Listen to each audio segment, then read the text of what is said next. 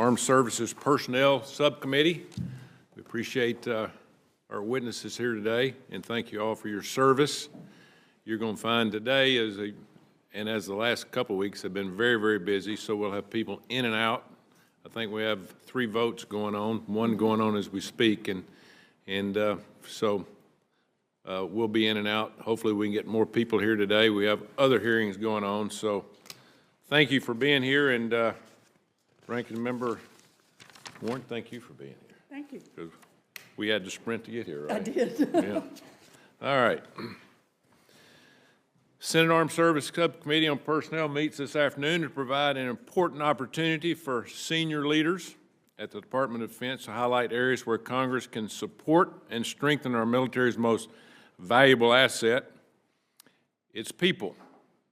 People are our most valuable asset. I think we should all know that. Those who volunteer to serve in and out of uniform are the backbone of our national defense, and this is a critical discussion as we prepare for the NDAA for fiscal year of 2026. I want to thank our witness for joining us today, Lieutenant General Brian Eifler. Eifler, Deputy Chief of Staff for Personnel for the United States Army. Vice Admiral Richard Cheeseman Jr., Chief of Naval Personnel for the United States Navy. Lieutenant General Michael Borgschulte. Borgschulte, it's worse than Tuberville, okay? Deputy Commandant for Manpower and Reserve Affairs for the United States Marine Corps, Lieutenant General Caroline M. Miller, Deputy Chief of Staff for Manpower Personnel and Services for the United States Air Force, and Ms. Katharine Kelley, Deputy Chief of Space Operations for Human Capital for the United States Space Force. I'm glad to see our military refocusing on warfighting and readiness after the previous administration prioritized DI and abortion and other progressive policies, initiatives over lethality. One of the reasons we're here today. This shift is already leading to renewed enthusiasm for personnel, for military service, and among the American people. While I'm encouraged by the recent improvements in military recruitment, I'm increasingly concerned about the quality of the recruits we're bringing in. Many of the services have lowered their standards to meet requirement goals. The Army and Navy's prep courses have seen some success, but that success only matters if they're actually raising the academic and physical performance of our recruits. The caliber of men and women we bring in directly affects readiness levels and the long-term strength and effectiveness of our military. So I'd like the witnesses to address the effect that lowered enlistment standards could have on long-term attrition and readiness, and how you are ensuring you're not sacrificing quality for quantity. I'd also like to address the health of the force in this hearing. Military hospitals and clinics are facing staffing shortages, leading to reduced access to care, which ultimately impacts the health and retention of service members and their families. This, combined with lower recruiting standards, means the force is more susceptible to health issues like obesity and mental health challenges. I'd like to hear what the services are doing to ensure the health and readiness of their military personnel.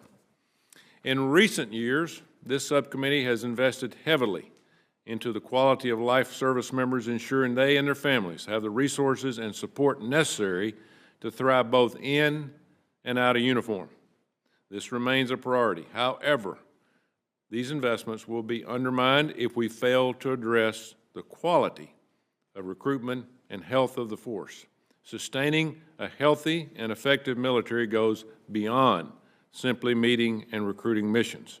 It requires a commitment to the well-being and long-term readiness of every single service member. So thank all the witnesses for being here today.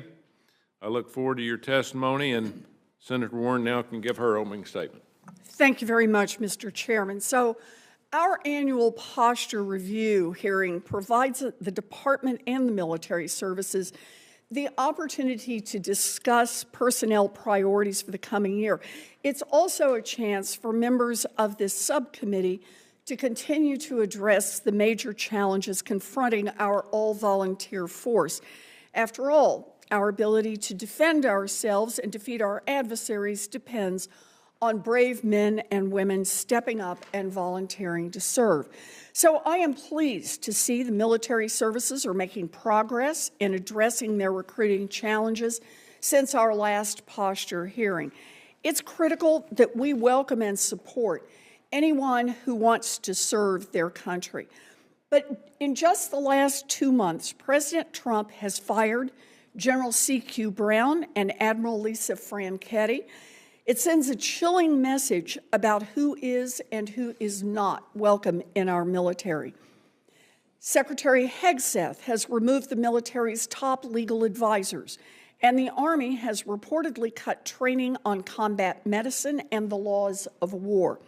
Secretary Hegseth has announced plans to fire or push out 50 to 60,000 civilians, and he has already fired civilians who do everything from acquisitions to missile defense to child care for military families. So let's start with the civilian workforce.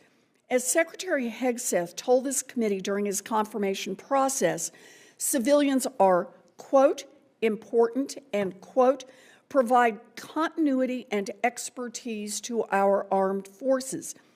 DOD civilians are not just critical to supporting the military, they're also a bargain for taxpayers. The most recent study from the Federal Salary Council found that civilian employees earned nearly 25% less than their counterparts in the private sector. They come to work because they believe in the most important mission we have, and that is to keep Americans safe. But what are co-presidents Trump and Musk doing? Well, just last week, President Trump signed an illegal executive order attacking federal unions and stripping federal employees of their rights. At DOD, this won't make us safer. This won't make us more efficient. It will diminish morale and harm recruiting. DOD has plans to slash the DOD workforce by 8%. The results will fall into one of 3 buckets, and none of them are good. First, the military manpower could be pressed into service to accomplish the tasks that are more appropriately performed by civilians. Or the federal government could pay billions more to backfill these employees by using contractors, or critical work could just be left undone. So far, neither Elon Musk nor Secretary Hegseth has given any indication of how they plan to deal with the workload that these civilian employees currently perform. As part of the 8% planned reduction, Elon Musk has taken a chainsaw to DOD's probationary workforce. Think about what that means. It means firing workers who've been recently promoted or who've been hired to fill a critical need, often to fill gaps identified by members of this very committee. The law makes very clear that the Secretary must make sure that reductions do not jeopardize our national security. Specifically, the law, 10 U.S.C. Section 129A, mandates that the Secretary may not reduce the civilian workforce, quote, unless the Secretary conducts an appropriate analysis of the impacts of such reductions on workload, military force structure, lethality, readiness, operational effectiveness, stress on the military force, and fully burdened costs, end quote. We have no indication that this analysis has occurred, and I look forward to working with members of this subcommittee to ensure that this administration complies with the law. It is also important for this subcommittee to understand how damaging the Trump administration's efforts to shut down the CFPB will be for service members and their families. An entire division of the Consumer Financial Protection Bureau functions as the cop on the beat to enforce service members' consumer rights, and it has been remarkably effective. The CFPB has discovered more than $363 million in financial scams directly affecting our service members and veterans. And it has gotten that $363 million returned directly to the service members and vets who were cheated. Dismantling the CFPB will devastate the enforcement of the Service Member Civil Relief Act and the Military Lending Act, which provides special protections for service members. For example, current law permits service members to break their lease if they are deployed or if their duty station is transferred.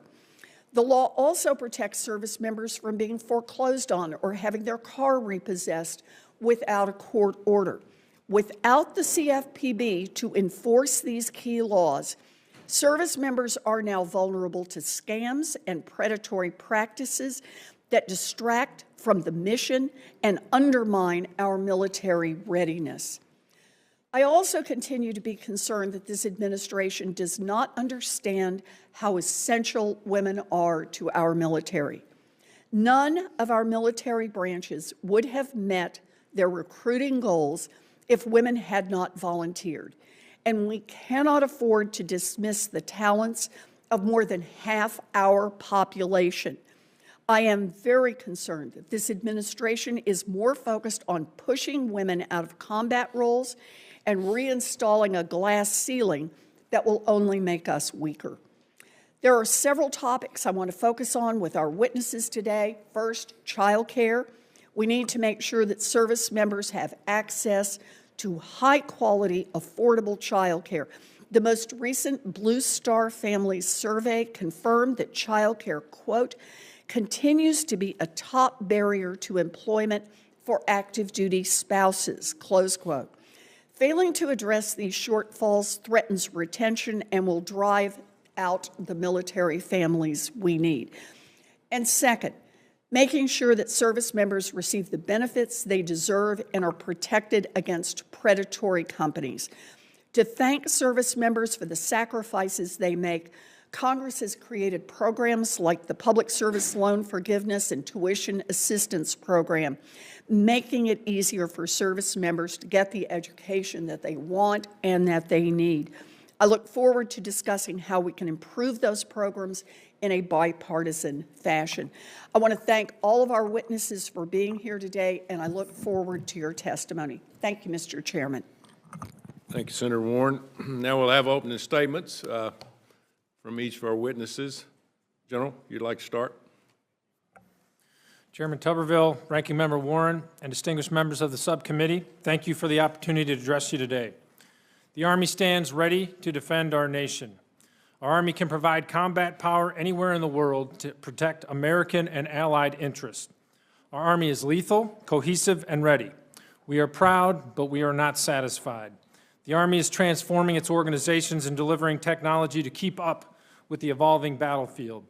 Continually transforming means the Army is more adaptable, flexible, and lethal.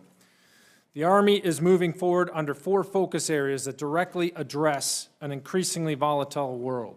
These pillars are warfighting, ready combat formations, continuous transformation, and strengthening the profession. Within these 4 pillars, our team of professionals will execute all human resource actions that directly support our most important asset, our people. Under this framework, the goal is to improve, streamline, and renovate how we do things in the HR community to be faster and more efficient. Our readiness for large-scale combat operations depends on it. As an example, we will focus on the overhaul and revamping of our retention processes. This will ensure quality over quantity and provide leaders the right skills for our formations. Next, we will modernize our centralized promotion board system and leverage artificial intelligence in an ethical and responsible way to make sure we update the systems. Additionally, we will work with this Congress to overhaul the officer professional management system to make it relevant to the current operational environment and the future.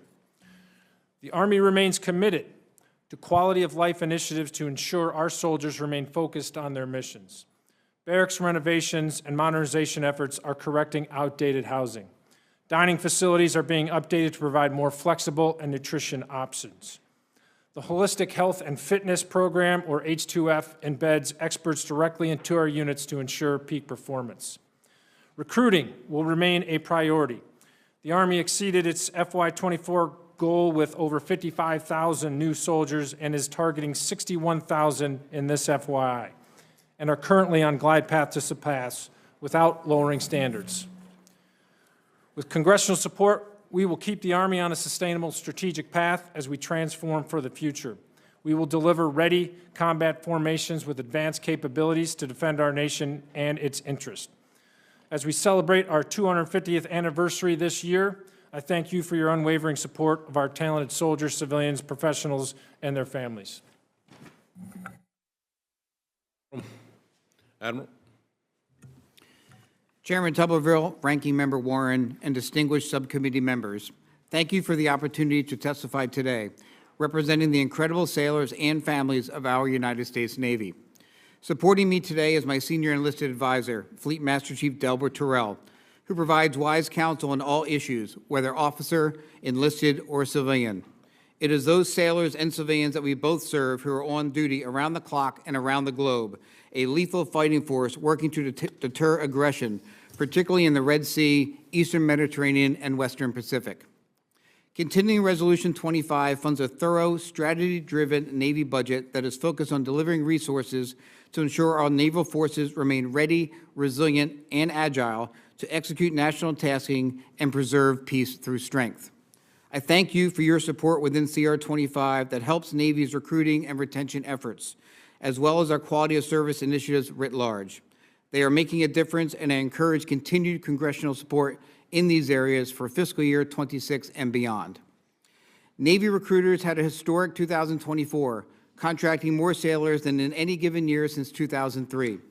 We exceeded our increased contracting goal by implementing real-time data-informed processes, capitalizing on the Future Sailor Prep Course, streamlining medical waiver reviews, increasing the quality and number of recruiters, and identifying and removing barriers to recruiter productivity. As a result, we are on pace to exceed our fiscal year 25 recruiting goal of 40,600 future sailors. I remain focused on ensuring our schoolhouse supply chain is ready to receive this influx of motivated students, and we are ensuring every future sailor receives the training they need to be ready on day one in a fiscally responsible, efficient, and effective manner. Additionally, we continue to exceed retention forecasts across all zones, in part due to consistent congressional support in funding sailors' special incentive pays and bonuses. Sea duty manning is an essential element of our operational readiness, and I know our chronic shortfalls impact job satisfaction and retention. We are driving barrier removal across the enterprise, and we can now predict a steady drop in gaps at sea over the next 18 months. My goal remains achieving 100% rating fill by 2027.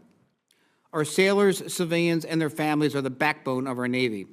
It is our duty to take care of them by delivering the highest standards of quality of service. We must build great people, great leaders, and great teams to innovate, solve hard problems, and dominate in combat. Our sailors stand ready as a lethal fighting force to deter or confront any adversary. You and every American can be proud of your Navy and this team. This is my last scheduled hearing in front of this body as I retire later this summer. It's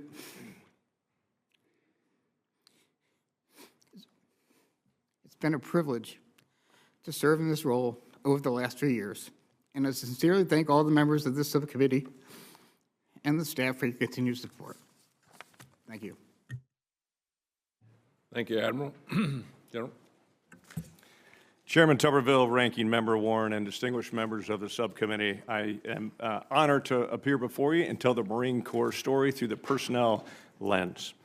The Marine Corps approaches the challenges of this critical manpower portfolio with a singular focus, and that is delivering combat-credible, lethal forces to operational units wherever they are needed. Every decision we make, whether that's through recruiting, retention, assignment, or policies, are evaluated through the lens of lethality. Today, your Marine Corps has over 30,000 Marines operationally deployed in over 35 countries across the globe. These Marines are supporting our nation's campaigning efforts, underpinned deterrence, under the banner of peace through strength, and ready to respond when called upon. Sustaining this high state of warfighting readiness depends entirely on our ability to recruit and retain those lethal warriors. I am pleased to report that we continue to win on the recruiting front, and we will make mission again this year. We've achieved these recruiting goals while exceeding all DOD quality standards, without lowering and without ever compromising those standards that define us, the Marines. We believe our disciplined culture, our warfighting ethos, and high standards attracts the competitive, high-performing Americans that we need to fill our ranks with tough, smart, and gritty Marines. The retention of our Marines has also reached historic heights. This year, we've exceeded last year's unprecedented numbers, and just this last week, we surpassed 100% of the retention goals that we need, and we're not stopping. This marks the highest number and highest quality we've retained of Marines in decades, and proves that warriors that earn the title Marine want to stay Marine and are proud to protect and defend the nation that we love. I'd also like to thank you, each of you on this subcommittee, for your ongoing support in providing each of the services with the tools that make these successes possible: financial incentives, quality of life initiatives, school access, family support programs, and many, many more make a difference when a young American decides to become a Marine or stay Marine. Now, I'm going to go a little bit step further with a request. If you have sons or daughters or family members or friends that you think have what it takes to be a Marine, I know a general that can make that happen. And I'll leave a bunch of business cards out here after testimony so we can get in contact with me. But after all this success talk, I'd be remiss if I didn't stress this. We can't stop here. The success each service is going to highlight today, which has been fantastic, it remains fragile. The force depends not only on resources, but on something more enduring, and that's the value of military service. Our nation must reawaken a sense of purpose around serving, around being part of something bigger than self. And I ask you to help us restore the value and prestige of service in the eyes of our fellow citizens. And in closing, I'll ask that we all continue to commit to attack each key decision through the lens of lethality and warfighting excellence. Our Marines and our nation are counting on it. I look forward to your questions today. Semper Fidelis. Thank you, General. General Miller. Chairman Tuberville, Ranking Member Warren, and distinguished members of this subcommittee, I am honored to have the opportunity to appear before you with my fellow service personnel colleagues. The Department of the Air Force is committed to ensuring we are postured to deter and, if necessary, prevail against our sophisticated peer competitors, to include China and Russia. As the Department looks to the future, readiness continues to be the foundation of our mission success. Readiness can be assessed through multiple lenses. However, our most significant competitive advantage is our people, our airmen. We exist to fly, fight, and win, none of which is possible without the dedication and talent of the men and women who volunteer to serve. This year, we continue to focus on recruiting, developing, and retaining skilled and innovative individuals, ensuring they are equipped with essential operational skills and resources. Fiscal year 2024 saw improvements in recruiting due to an increase in recruiter manning, changes to training processes, and an increase in delayed entry program to its highest level in 10 years.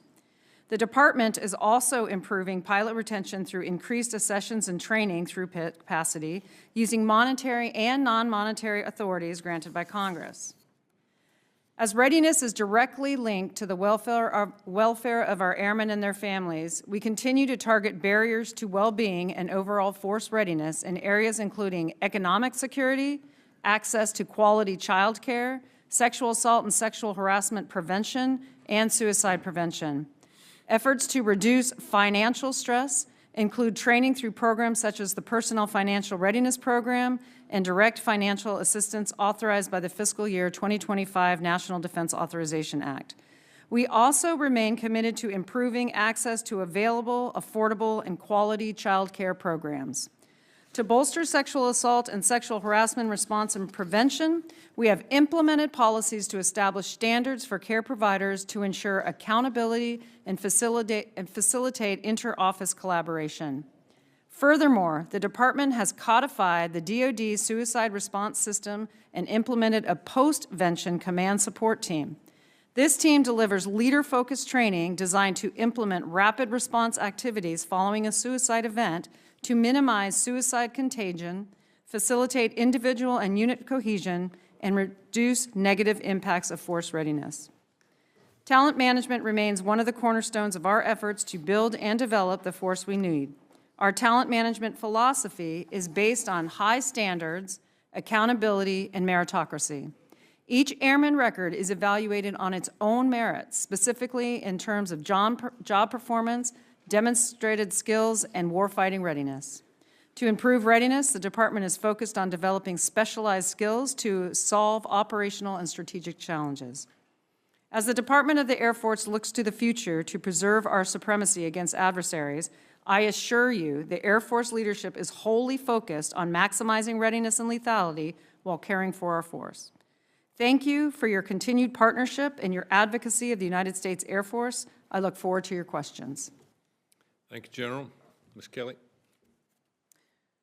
Chairman Tuberville, Ranking Member Warren, and distinguished members of this subcommittee, thank you for the opportunity to represent the United States Space Force here today, and thank you for your opening remarks about the importance of people. This subcommittee, like no other, is a huge supporter of the talent that we have in the Space Force. Our mission is clear: to secure our nation's interests in, from, and to space. And strategic competition in space represents a serious threat to our national security and to our global leadership presence. The Space Force remains focused on developing Guardians with the foundational skills and experience necessary in this highly technical, contested, and lethal 21st century world that we find ourselves in. This past year, the Space Force launched its inaugural officer training course. This is a rigorous 12-month course covering space operations, intelligence, cyber, and acquisition, designed to develop the most credible Guardians possible. Simultaneously, we evaluated our enlisted training and development in our cyber and intelligence as applied to the space domain. And for our civilians, we launched an optimization for space course to enhance the civilian expertise in this continuing, evolving domain. Building the force America needs requires the continued growth and investment in all our space professionals and all our Guardians. As our uniformed service grows, we are ensuring the civilian workforce is aligned to critical functions and in direct support of the warfighter mission and the support the Guardians give to the joint fight. I'm proud to share that the Space Force has exceeded its fiscal goal in '24 for enlisted recruiting, and we are on track in '25 to exceed as well. We are also at a retention rate of 96% across our force, both officer and enlisted. Currently, we have more than 440 recruits awaiting entry into the Space Force, which will allow us a further pipeline for next year as well. To ensure the long-term pipeline of Guardians, we've established a recruiting squadron, which is the first time for the Space Force to have a Guardian recruiting other potential Guardians. And so we are excited about what this new model can bring. We're leveraging new marketing platforms as well, because we're cognizant of the talent that we seek for the Space Force, leveraging technology and ways to meet these potential Guardians where they're at. And we are excited about a new Space Force planetarium show that will be debuting around the country on National Space Day next month.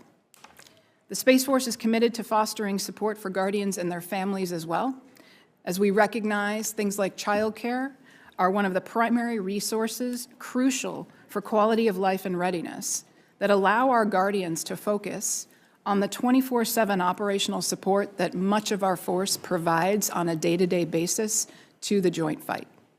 We've made significant progress in consolidating space expertise across the Department of Defense. We've opened our first application window for space professionals in the reserves to transition over to the Space Force in a full-time capacity. We have far outweighed our ability and interest, and we continue to bring more into the Space Force over the next subsequent years. The flexible service options that this committee provided us in the Personnel Management Act enable Guardians to move between full and part-time work roles in a much more seamless way and aligned to the service mission needs. We are also leveraging the authorities you gave us to incentivize and compensate our best and brightest, our STEM-focused talent, and those Guardians who represent this nation. Chairman Tuberville, Ranking Member Warren, and all distinguished members of this subcommittee, thank you again for the opportunity to represent our Space Force Guardians with you today. As the space domain becomes increasingly contested, no longer a benign environment, we remain steadfast in our mission to secure our nation's interests, and I very much look forward to your questions here today. Thank you, Ms. Kelley. Thank you, all of you. And y'all have very important jobs, as we all know, and we all know the consequences, you know, if you do great or don't. So thank you for your efforts. I once was a recruiter in my former job. I know how hard that is, and pretty much the same level and the same age group, and it's a thrill a minute, you know, when recruiting 18, 19, 20-year-old young men and women. So we'll go through a few questions here. General Eifler, you know, this week my office heard from a constituent that the Army was planning to close its Command and General Staff College satellite campus at Redstone Arsenal, my state of Huntsville, Alabama. When was this decision made, and can you share with the committee the reasoning behind this closure? Yes, Chairman. There was no decision. This is all pre-decisional. I know they're doing some analysis out there based on some decisions for the delayed retirement program, but no such decision has been made at this time. Thank you. Secretary Hexbeth recently ordered a 60-day review of military combat arms standards to ensure that everyone who filled these roles was held to the same equal standard. Each one of you, and we'll start with the general on the left here, can each of you, if you have affected jobs, discuss your service's approach to meeting this deadline and creating sex-neutral standards based solely on the operational demands of the occupation and not an artificial desire to achieve a certain representation number. Can each of you talk about these and these requirements? General, we'll start with you. Yes, Chairman. Specifically, we were looking into this because of the NDA last year that directed the close combat units, specifically in MOSs or specialties like infantry, armor, special forces, engineers, have a higher standard for close combat activities. So we have already been working on that, and we'll continue to work on that here soon. That is due out by June to have in place according to this committee and this Congress. What the SecDef has asked us also to look at as having one standard that is regardless of sex for those close combat units. So we're taking our analysis and looking at all of that to make sure that we are focused on lethality and focused on what we require for combat. Admiral? Senator, thanks for the question. Navy's taking a similar approach as my Army colleague here. We've done some nascent work with our SEALs and EOD folks, also with some of our Civil Engineering Corps folks. We have a much smaller cadre, given we're not necessarily ground-focused. But for those communities that are, we're working with Manpower and Reserve Affairs. We're developing those standards, but the work to date is nascent, sir. General? Senator Tuberville, thanks for asking this question. For Marines, we carry high standards, and we don't apologize for it. We are very proud of our high standards. Every Marine conducts a combat fitness test and a physical fitness test. These combat fitness tests, this is where you carry a Marine over your shoulder through an agility test for 50 meters. You throw a grenade, a dummy grenade, you carry ammo cans, and we're pretty proud of that. Every Marine fires an automatic weapon and qualifies not just from 100 yards, from 500 yards. 5 football fields, every Marine. In addition, for our combat arms Marines, all Marines have the same standards, so things such as wearing your full combat heavy equipment with your service weapon and going on a forced march for 20 miles under a certain time, all Marines. Another instance would be taking a Mark 19, very heavy weapon, grenade launcher weapon system, putting that over your head. Doesn't matter, male, female, all Marines. Taking an Olympic bar, 115 pounds, putting it over your head, all Marines. Taking an Olympic bar, 150 pounds, up holding deadlift, all Marines. So we're, again, very proud. Thanks for asking that question. We hold our standards, and we don't apologize for it. If you can't meet that standard, you're not in that MOS. General, can you carry somebody 50 yards on your shoulders? I can, yes, sir. Can you? I see your group behind you saying, yeah. If you come down to Quantico, sir, I'll carry you. General Miller? Yes, sir. We had already started doing this. We already have a Special Forces Combat Arms Physical Fitness Test, and we just wrapped up the EOD. We've been working over the EOD for the last couple of years, and they finalized it last week, actually. So the timing was perfect. We're getting ready to demonstrate it to the chief, and at that point, we will be in compliance with the requirements. Or Were there a lot of adjustments to it? not at all, none. And ours are also sex neutral. They always have been. Ms. Kelley?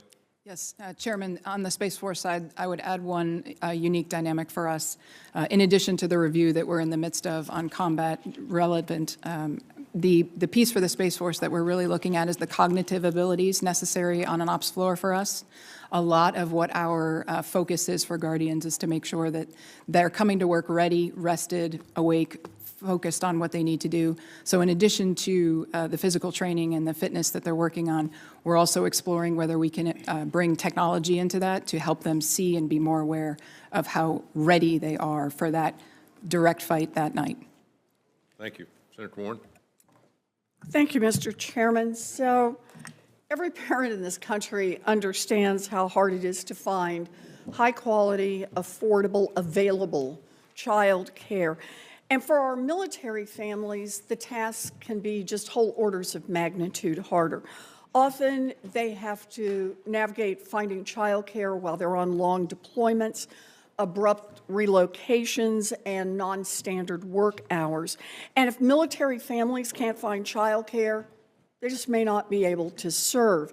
I appreciate that at least two of you specifically mentioned child care when we talk about our service members and our force readiness. DOD knows how important child care is, and that is why it runs the nation's largest employer-based child care system. It's high quality, it's affordable, but right now it is facing a huge shortage of child care workers, which means fewer child care slots and literally thousands of families on wait lists.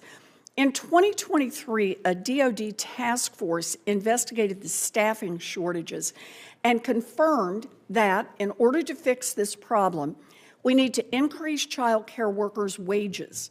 So, in last year's NDAA, we tasked the DOD with redesigning the compensation model and starting to implement it by April 1st. But here we are, a year later, and you haven't even finalized the redesign, much less begun implementation that was supposed to have started, 8 days ago? So for each witness, I want to ask, when can we expect to see the updated compensation model, and when can we expect to see implementation begin? Lieutenant General Eifler, let's start with you. Thanks, Ranking Member. And I'll be writing these down. Yeah, thanks. So what's the date? Yeah, so I am not clear on that date because I believe all the services are working with the Department of Defense on finalizing that. I do believe the CR has some impacts because of funding for it. No, I'm sorry. The CR has impacts on your implementation. Right. It does not have an impact on your obligation to update your compensation model. You're supposed to do the modeling with the money you got. Yeah, So when can I expect to see your updated model? I would have to follow up with you, Senator, because I am not clear on when that's going to be in place. Okay, well, I hope you're clear that you're already way past due. Yes, Senator. All right, Vice Admiral Cheeseman, how about you? What's the date? Senator, similar answer. We're working with our OSD partners on when that date would be, and when I have a more informed answer, I'll make sure I get back with ma'am. Yeah, well, I'd like to have an answer that suggests that you guys are paying attention to this. We didn't put this in the law just for the fun of it. It wasn't advisory. It was for you to actually perform by a date certain. Lieutenant General Borgschulte. Senator Warren, thank you very much for bringing this up. This is personal to me. I've got kids. I've got a spouse that has a career, and we have used our world-class child care at every duty station. Good for you. So when? And so I will get back. We have increased the wages. I'll get back to you with a specific date, but we have over 40,000 kids in our child and youth programs. I mean, think about that. So that really, that's a retention effort, and that allows them to be free to go fight, and I just appreciate you bringing that up. We do so have you said many nice things, and the fact that you've actually moved toward increasing wages puts you a step ahead of the other two people to your right. We'll take that, Senator. I'll get you back an exact answer on that. But I gotta have this done, okay? Gotta have this done. Lieutenant General Miller. Yes, ma'am. We've actually increased our wages, our Also good. How about your plan? We have a plan. I can get it over to you, ma'am. Oh, great. You actually have it? Because we weren't able to find them. So I'm delighted. I will initiate, or I will send over what we have done over the last year, which is Okay, it's an quite significant. updated compensation model. Yes, is what ma'am. you're required to do under the law, okay? And then start implementing that model. So thank you. I hope that's right, Lieutenant General Miller. Ms. Kelley. Senator, we leverage the Air Force for our CDCs, so the model that General Miller is referencing would be applicable for Guardians You're as pointing well. back in the other direction. Yours will be ready when his is ready? No, ma'am. General Miller. Oh, We- I'm we sorry, support- Miller. yes, I'm ma'am. sorry. Yes. We I support was her. taking you to the other end. I Sorry. apologize. Yep. No, the Air Force runs the child development centers that the Space Force Guardians leverage. So the adjusted salaries that the Air Force has, to include the fee assistance programs that are unbelievably helpful for our CDC workers, we've seen significant improvement. I just want to say on this, look, I understand that I am unpleasant about this and intend to be even more unpleasant if this doesn't get done. You all fully understand why this is so important, and so important anytime. We don't say to our military families, here's this really hard job, and then not give them the support that they need to be able to carry it out. So I appreciate that you all seem to understand that, and my job is just to keep turning up the heat until we actually get this done and pay them better. Let me just bring out one more, of course. This is all about making sure we have the staff needed to bring down military child care wait lists. But of course, that's not going to happen if we're slashing the civilian workforce. 2 weeks ago, a child development center in Utah closed because of cuts to its civilian staff. So let me just ask, do you agree that cutting child care by laying off civilian child care workers makes life harder for military families? Ms. Kelley, we'll start at your end this time. Senator, I absolutely agree that lack of child care is a readiness issue for all the services and certainly for the Space Force. Go ahead. Yes, General ma'am. Miller? It is a readiness issue. Thank you. General Borgschulte? Senator Warren, I agree 100%. We have not shut any down and don't plan to. I hope that's right, but it really is the reminder that these civilian cuts can have profound effects for our active duty service members. Vice Admiral Cheeseman? Senator, thanks for the question. For our child care employees, they are funded out of non-appropriated funds. We have not let anybody go. In fact, our staffing levels have increased by 10% over the last year, and we've decreased the wait list by about 1,000 spots. That is really terrific to hear. Thank you very much, and I appreciate your getting that on the record. General Eifler? Yes, Ranking Member, totally concur. We have not shut down any, and we do believe it's a readiness issue because of that. Good. I appreciate that. And now, in the name of the chair, I call on Ms. Hirono. Thank you very much. So, Senator Warren, you said that you can be very unpleasant about all this. It's Yes. called oversight. Yes. And if we need to be unpleasant about it, so be it. So, General Eifler, did you say that this is the last time you're going to be testifying? Oh, thank you very much. Congratulations for doing what you do, and my best wishes to you. So, let's face it. I am deeply concerned about Secretary Higgs's personnel policy changes within the DOD and their impact on military personnel and overall readiness. You all acknowledge how important all these programs are, including child care and everything else on readiness, but he's making these cuts. The reinstatement of the transgender service ban and the rollback of diversity, equity, and inclusion programs raise serious questions about their effects on recruiting, retention, and unit cohesion. Furthermore, reports of abrupt dismissals of tenured and nonpartisan military officials, most recently General Hall, without clear justification, call into question the institutional stability and apolitical foundation of our military. And these concerning developments require a thorough examination to ensure that DOD policy supports a diverse, inclusive, and effective fighting force, even as there are all these attacks on diversity, equity, and inclusion. The fact of the matter is that all of the services need to recruit from as wide a swath of people as possible. So these attacks on DEI, they are the wrong way to go. As I said, we should be recruiting from as wide a swath of people as possible. Now, this is for Admiral Cheeseman. The Navy currently has over 20,000 gaps in at-sea billets, and this shortfall has serious readiness implications since it requires the Navy to post sailors assigned to ships and submarines undergoing maintenance and assign them to units going on deployment. This cannibalization of personnel causes cascading and disruptive effects across the service. Question to you. I mean, does this gap concern you? Senator, thanks for the question. It keeps me awake at night. Yes, so to be it perfectly concerns honest with you. That's right. So What are you doing about it? Yes, ma'am. Our survey data tells us the single biggest concern among our sailors is burnout due to lack of manning. All right, so with that, we've done a number of things. First, we have completely merged our distribution and advancement systems into something we call billet-based advancement. That has shown great strides in this area. From E5 to E9, I essentially have no gaps at sea. In fact, I have a small surplus. All of our gaps at sea right now are among apprentices, and it speaks directly to the recruiting challenges we've had in the past. When we contracted over 40,000 sailors in 2024. It takes time to get those sailors through the pipeline. They will start arriving to ships in 2025. By the end of this fiscal year, we should have about 18,000 gaps, and by the end of 2026, we should be down to about 8,000 gaps. It takes about, on average, 9 months for a sailor to get through the pipeline.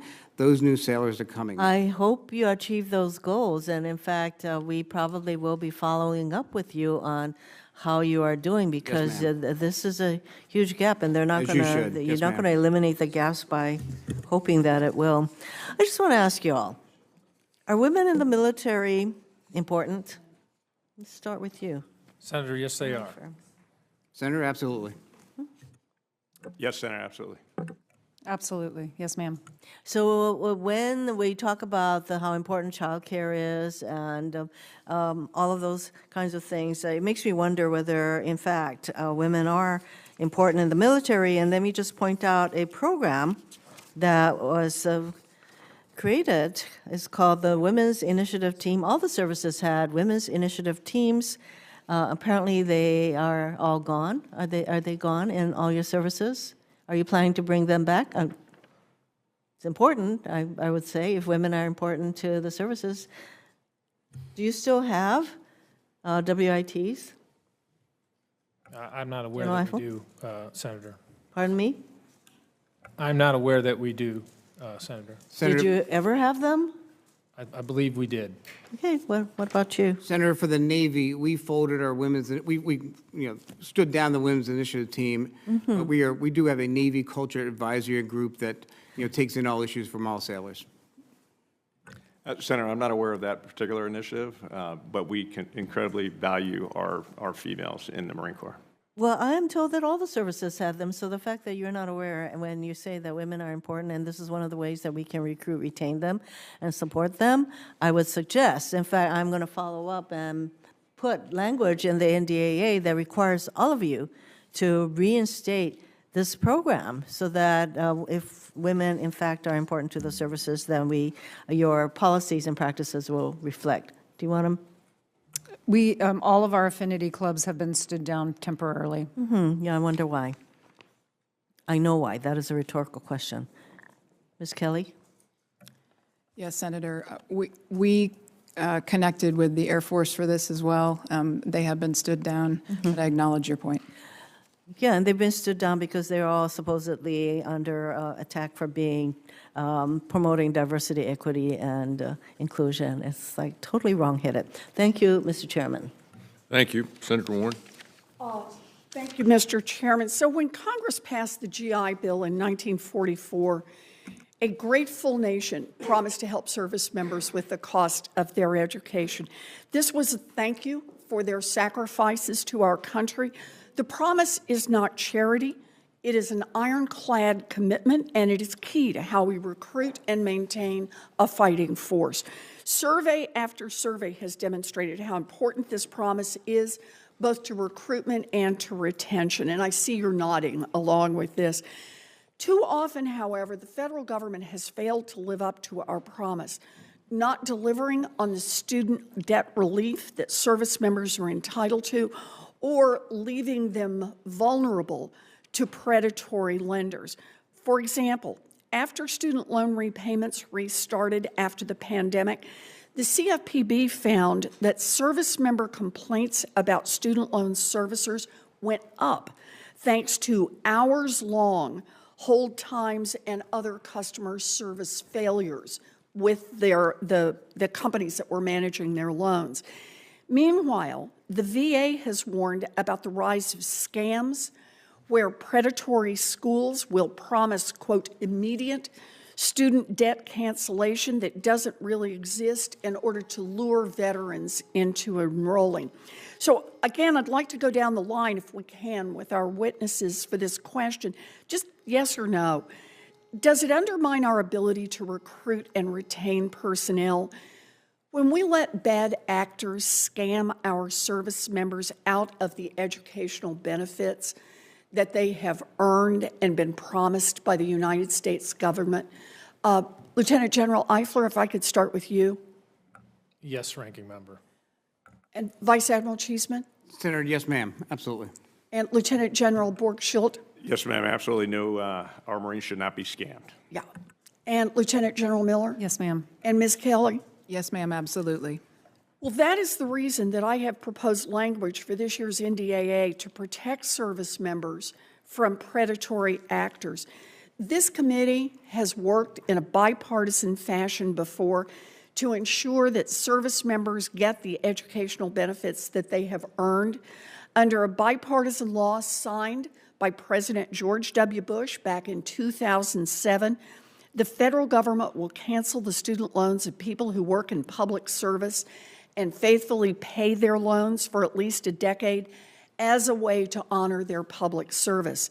And last year, Senators Cortez Masto and Senator Moran led a successful effort to require DOD and the Education Department to perform a data match so that all eligible service members automatically receive the public service loan forgiveness that the law says that they have earned. So once again, I want to go down the line with our witnesses. Is it important that DOD do everything it can to deliver debt cancellation under the Public Service Loan Forgiveness Program to all eligible service members as statutorily required by Congress? Lieutenant General Eifler? Yes, Ranking Member. Vice Admiral Cheeseman? Yes, ma'am. Lieutenant General Borgschulte? Yes, ma'am. Lieutenant General Miller? Yes, Senator Warren. And Ms. Kelley? Yes, ma'am, absolutely. Okay, good. We're in a good place. Once again, though, this is work that remains unfinished. So I have submitted an NDAA proposal for this year requiring DOD to provide quarterly updates until the Public Service Loan Forgiveness data match is implemented, and also requiring the GAO to analyze the challenges that service members face with student loan debt repayment. I have also submitted a proposal to require DOD implement the same risk-based surveys that the VA is already statutorily required to use to monitor fraud and waste and abuse at schools that receive more than $600 million in service member tuition assistance each year. These are programs that matter to our service members, and I appreciate having all of you as allies to make sure that our service members get what the American people promised them. So thank you very much, and thank you, Mr. Chairman, for letting me do this. Thank you, Senator Warren. Let's talk about health care real quick. The demanding nature of the military service, long deployments, and challenges of balancing military and family life can lead to a burnout and turnover among military medical professionals. Additionally, the potential for more lucrative opportunities in the civilian sector can make it harder for the military to retain these highly specialized medical professionals. Last year's NDAA included a provision to increase the authorized number of nurse officers the services could recommend for promotion. So, one at a time, what are you doing to recruit and retain military medical personnel specifically, and what can we do in help assisting and retaining medical personnel? General? Thanks, Mr. Chairman. I think this, as you articulated pretty good, it's a competition that we have with our local communities across the service, across all services. Having been recently served in Alaska, we're in competition with the hospitals in the area for healthcare professionals, the whole gamut. And so we appreciate the support with being able to provide the necessary bonuses and pay grade equal to what's out there in the commercial sector to keep them in. I think one of our biggest #1 issues is job satisfaction. Our providers want to be doing the things that they were trained to do. They want to do more service on post. So every time if we channel folks off post to other care, it limits their experience and their satisfaction. So they want to do the surgeries, they want to do the medical care. So the more we can focus them on that, the better off that they are with their satisfaction. And that's one of the things we're working on to make sure that all the medical professions are getting to do the things and getting the service and the experience in the field that they want to be doing. Are you seeing a lot of interest in medical and recruiting? We are. It's just it's a competition, and it's something that we've got to be creative. We can't rest. We got to keep the gas pedal down. We can't rest on our laurels. We always are looking at ways to bring them into the service of our nation. So we're actively doing that across our recruiting commands. Thank you, Admiral. Senator, thanks for the question. First, thanks for the authority for the Nurse Corps. Navy intends to use that to our advantage. For the medical community writ large in the Navy, it's similar to the enlisted recruiting problem we have. I mean, our issues are because of stress and burnout on the force. So we have doubled down on our medical recruiting. We've changed the process in which way we do that. We've outsourced some of that to medical professionals to do the recruiting for us. And as a result, we've seen a tenfold increase to date in the number of folks interested in joining the Navy. So nascent efforts still, but trending in the right direction. We're going to be much better this year than we have been in the past, sir. Thank you, General. Sir, in the Department of the Navy, the Marines don't have any medical personnel, so we rely on my good friend here, Vice Admiral Cheeseman, to support us. They do a very fine job of it.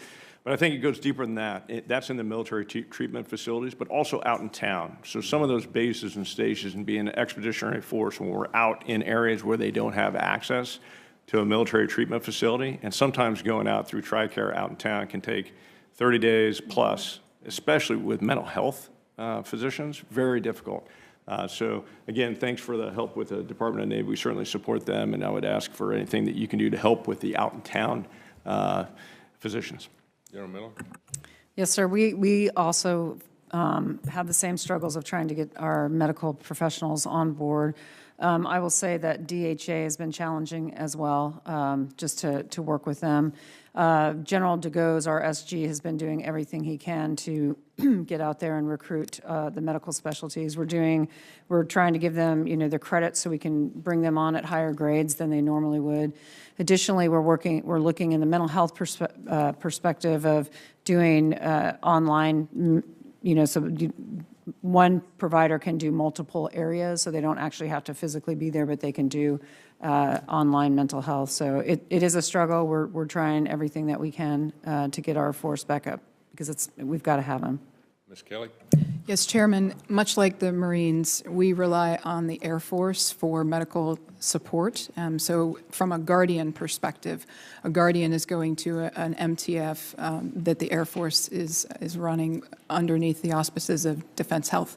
I would agree that the recruiting is a challenge. I would also agree that the way that the Air Force is attempting to tackle this and the changes that they're making in that additional pay structure are going to be very pivotal for the Guardian as well. This question, if anybody can answer if you want. There's been discussion over the past few years about unnecessary and burdensome barriers to entry for DOD nurses, including a 1-year prior experience required barrier. Can any of you speak to these barriers, and are they hurting or helping recruiting? I mean, have you seen any of that? Anybody? Anybody want to throw anything in? Sir, for the Navy, I have not seen that or familiar with that, so I'll take that for the record and get you a more fulsome answer. Okay. Thank you, Senator Scott. First off, thanks each of you for your hard work. I don't think what you do is easy. So we've had a tough time, other than the Marines, of hitting our recruitment numbers, right, for quite a few years. So should anybody be held accountable? And if so, have they been held accountable for not meeting our recruiting goals? I'll start, sir. So our recruiting numbers in the Air Force have gone up. We're actually exceeding where we thought we would be. Some of it, we had the last 2-3 years, it was a little more difficult. COVID, I think, was one of the factors. The other thing is just the propensity to serve across our nation was down. And so we have put every effort we can into increasing our recruits, and we have exceeded our goals. We actually were planning to exceed it by about 3,000 this year, and we'll see if we have enough MilPERS to cover that. But they didn't. But y'all didn't meet the goals. Yes, sir, we did this year. Yeah, but the prior years. No, sir, we did not. And so we looked at we had our own barriers internal to the Air Force, and so we removed those barriers. One of them, we had very strict, for example, tattoo policies. And so we removed some of those because it was a barrier for entrance from some of the population of our nation. So that increased it. The other thing that we did was we noted that internally to the Air Force, you had to have a driver's license in order to enter our Air Force. We removed that, and then we do, if it's required for your position, we will work on getting the driver's license. So all of the internal barriers we removed, and we have since seen a larger population from which we can recruit. Additionally, we did not lower our standards at all. We've maintained our standards, DOD standards. But the individuals that were responsible for recruiting before you started making your numbers, should they have been held accountable or not, or is it something that was completely outside your control? It's not, I don't think it's in my control, but I think that they were held accountable in the fact that they were given specific goals. We used to do goals every quarter, and now we do them monthly. And so our recruiter, who's a one-star general, reports to a 4-star. So I think the accountability was there from that aspect, sir. Okay. But nothing happened to anybody for not meeting their goals. They were promoted just like anybody else. Well, the same promotion. I mean, he's been a 1-star the whole time, so he hasn't yet been promoted. Okay. How's the Navy? How about the Navy? So I'll tell you that, sir, thanks for the question, and also thanks for the opportunity yesterday to speak with you in your office. Goals, right? Go Navy. Sir, we are far exceeding our goals, absolutely, in 2025. I anticipate sending 44,000 future sailors to boot camp, probably just under that number. Our goal is 40,600, so we're well above it. I think inside of our enterprise, inside the My Navy HR enterprise, we took a really hard look about who was tasked to do what. We upgraded the position of the Navy recruiting commander from a 1-star to a 2-star. And with that came a recruiting operations center. It came increased data analytics. A review of medical waiver processes came. We understand the data behind recruiting. To be candid, sir, I think we had to learn how to recruit coming out of COVID. And I won't speak for my fellow service members here, but that's how it was for the Navy. I think prior to COVID, we were very good at processing the people who walked in the recruiting stations. Coming out of COVID with the decrease in propensity that General Miller just mentioned, we really had to learn how to recruit. We are up on step now, and we're running on all cylinders, sir. How about the Army? Yeah, thanks, Senator. As you know, probably a couple years ago, we completely revamped it. I think this was an Army entirety fault. I wouldn't say an individual, but I would say the Army was at fault. We were sleeping at the wheel for years on recruiting, resting on our laurels. And we put General Davis and a team of folks in there to revamp and relook how we did recruiting systemically from the top and the bottom. Over the last 12 to 18 months, have been putting these in place, and we're seeing now the fruition. We saw that last year was a good year. This year is a great year. We are exceeding, we're over 50,000 recruits out of the 61,000 that we were shooting for this year, just 6 months in. So we're having, as I call it, catastrophic success with this, with how we're doing now. But the ones in charge, when we weren't successful, nothing's happened to them. They were promoted just like normal, like, I think that's true. No, they weren't, Senator. Okay, all right. Okay, so what's the slogan for the Marines? Senator Scott, good to see you. We talked a bit about this. We put our best Marines in recruiting, even if they want to. Do you have a slogan? Oh, a slogan? Yeah, you have a slogan. The few, the proud. We have a lot of slogans, sir, if that's the one you're after. We don't promise you a rose garden. Many different. Well, we'll stop there. I remember that one, so, but I was in the Navy. And the Army, do you guys have one? Yeah, this will defend, Senator. Okay. And how about the Navy? Sir, forged by the sea. Air Force? Fly, fight, and win. Aim high. Space Force? Semper Supra, always above. And so do you think that when people come in, they know what your mission is? When you're recruiting, do they know what your mission is? And I think we've all heard for years the Marine slogan, and we've all heard for years the Army slogan, but I don't know, do you think we've heard the others? And do you think that that's a reason why we've had a hard time, is people not sure what we're doing? Anybody? So, Senator, I'll speak to it from a Navy component. We've been with the Forged by the Sea marketing campaign for a little bit of time. It resonates well with younger folks. The average age of our recruit is 22, not necessarily 18 like some of the others are, so they're a little older. It resonates. That slogan, that culture manifests through boot camp, through A schools now, into the fleet, so I think it's nesting pretty well. Senator, I'll offer from the Space Force perspective, being just over 5 years old, we took a concerted effort to market what a Guardian is and, more importantly, what they do specifically for the joint fight. So I acknowledge your point. It's one of the focuses that we have right now. We've actually built a planetarium show that we're debuting in a month at planetariums around the nation to get after exactly your point, which is, does the average American know what the Space Force is and that they can join it as its newest service? You think they do? Our data right now shows us that we have a brand awareness problem, absolutely. That's what I would say in Florida. Yes, yes. As Space Force for sure, sir. Yeah.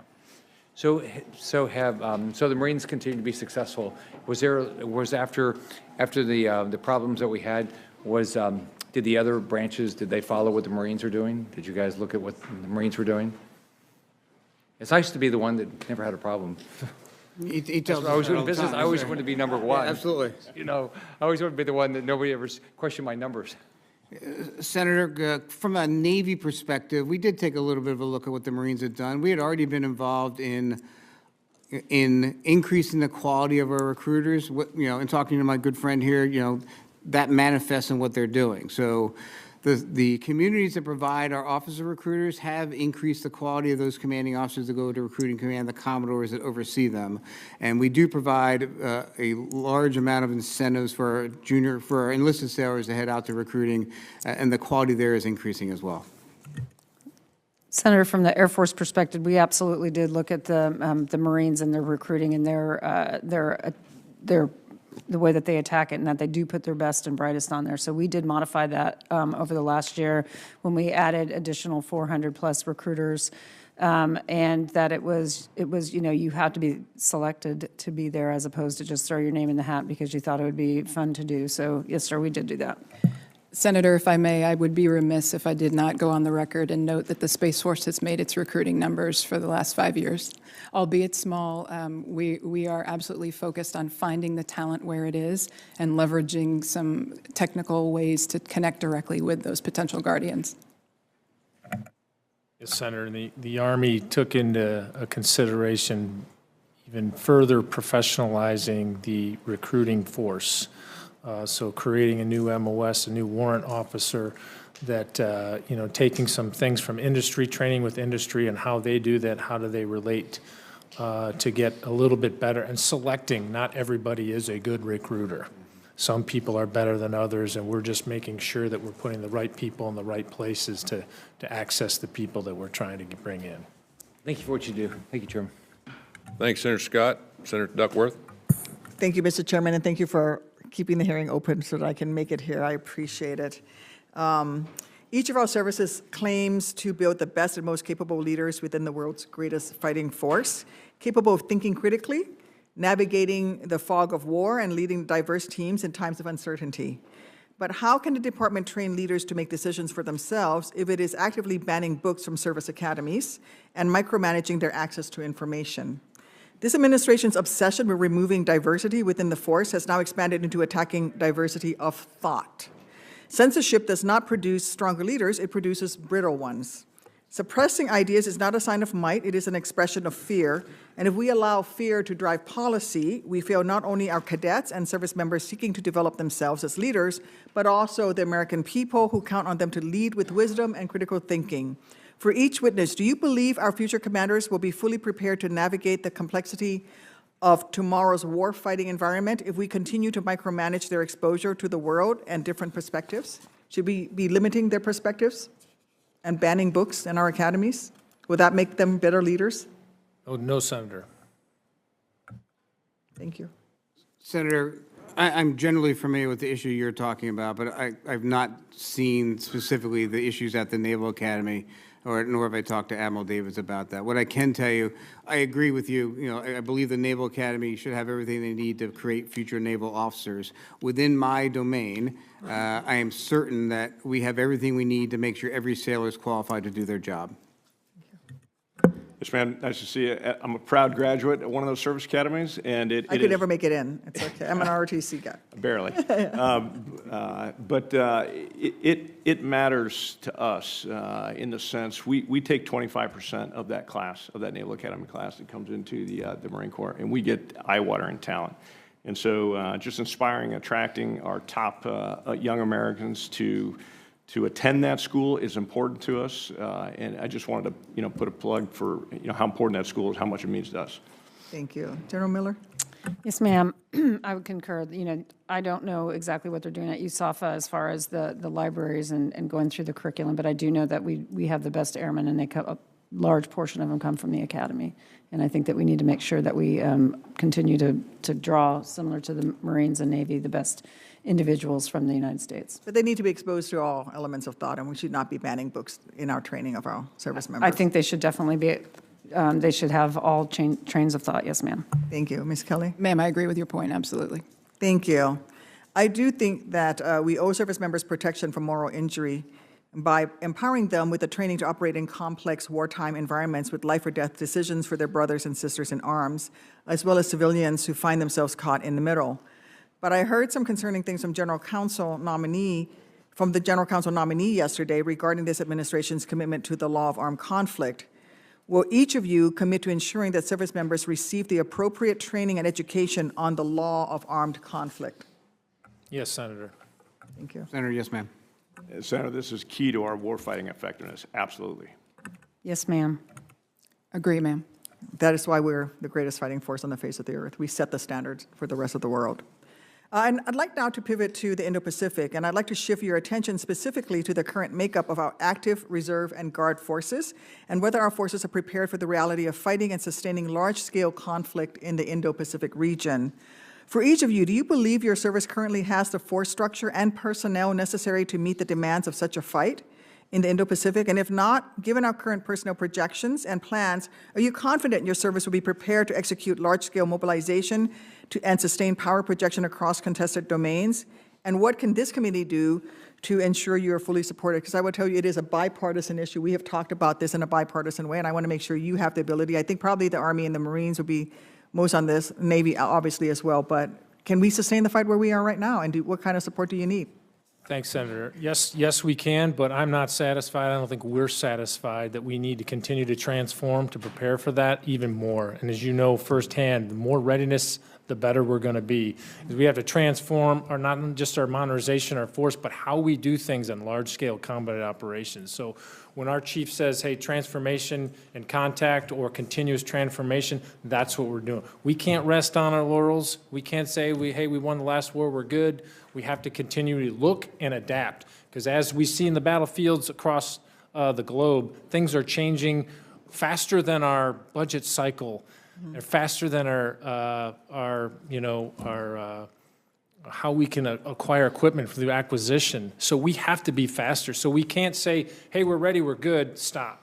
No, we actually need to keep getting more ready, keep adapting, and I think your support, absolutely with your oversight, but also with the proper appropriations and flexible funding, so that when something changes, like we're talking about with UAS, counter UAS, and that technology that is changing so frequently inside that budget cycle, we've got to be able to adjust and not get consumed by buying this one thing that was good for that time and is no longer, and it's obsolete. So that's what I would say we need help with. Thank you. Senator, thanks for the question. I believe in our operators. I'm certain we'll get the mission done. That being said, the Navy is on a journey. One of our lines of effort is to make sure that we're very much aligned within our maritime operations centers. We want to fight from those operations centers in the future. There's a lot of things going on here with hardware, software, people. From my portfolio, I'm sure I'll need more people in those specific skill sets when it comes to the IW community, the cryptologic community, the intel community, the space community. So we're on a growth profile in those areas. Additionally, I know working closely with the Chief of Navy Reserve, Admiral LaCour, they are organized around the fight from the mock concept. So the training that they do is so they're able to fight, fall in on those mocks when trouble is brewing, so they can support the fight as well. So we're modernizing the entire approach towards a fight from the mock, and we just look forward to continue to working with this community to get that done.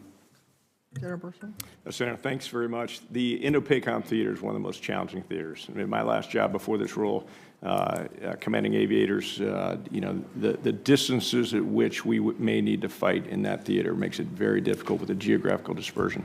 As you know, 6 years ago, we started down this path with General Berger and now General Smith on force design. Force design was clearly meant to grow the force to the right type of Marine, right skill set, divest to invest. Now we're into the invest phase where we have the right numbers of Marines, capacity and capability. We don't have the capacity we need. So we are on a plan, so to your question, I really appreciate that, is to grow our end strength, and we have a plan to get there, but it's quite frankly not fast enough. And so any help that you can provide us in funding really for that end strength, we would applaud. Thank you. Thank you, Chairman. Yes, we too are shifting to the Pacific. The tyranny of distance is a challenge for us because we have tankers and where we're going to put them and how we're going to fight from there. So we are doing large-scale exercises to make sure that we're ready. But we too need to increase our end strength probably, and then we just have to have the right. We have to have the right kit forward, and so that's our challenge right now. If we're going up against a PRC, it's not going to be dominating the skies. We're going to have to fight our way in and fight our way out. Same with the surface warfare. Yes, ma'am. Senator, I'd just like to add that from the space perspective, the Indo-PACOM fight is absolutely enabled by the space capabilities that our warfighters need. So the ability for this service that is now 5 years old to continue to grow with the support of this committee is going to be very critical, because the space-enabling warfighter has got to be part of what we deliver for the fight. Thank you. You've been incredibly generous, Mr. Chairman. Thank you, Senator Duckworth. I just have one more question here before we finish, mainly for the NDAA. Specifically talking about bonuses and special pays, retention. Obviously, y'all want to recruit new people, but we also have to recruit the people we already have in the service. So I'll start, General Miller.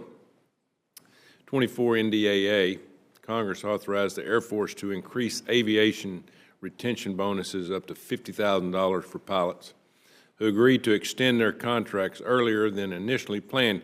Could you give us some kind of update on the status of how these are working? Yes, Senator. Actually, they're working incredibly well. We are, right now, across our rated population, we are where we need to be, with exception of the 11Fs, which are fighters. However, we have completely closed the gap. Based on, a lot of it is the bonuses, the aviation bonuses.